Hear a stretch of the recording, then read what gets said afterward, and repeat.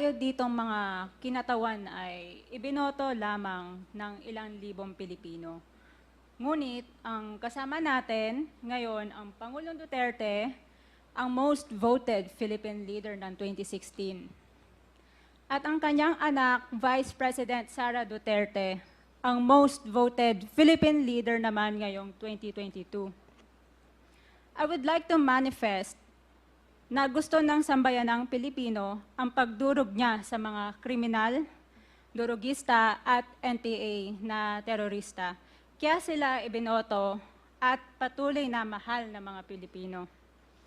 Kaya gusto natin ng patas na hearing. Sana sinama natin dito ang libong-libong mga magulang na ang mga anak ay biniktima ng mga durugista.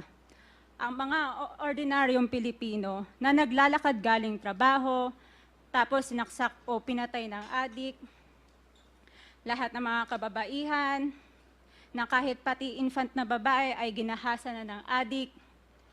Libo-libo rin ang kanilang mga magulang at mahal sa buhay na wala dito ngayon. Awang-awa ang mga Pilipino sa mga inosenteng pamilyang na ito, kaya niluklok ng bansa ang Pangulong Duterte.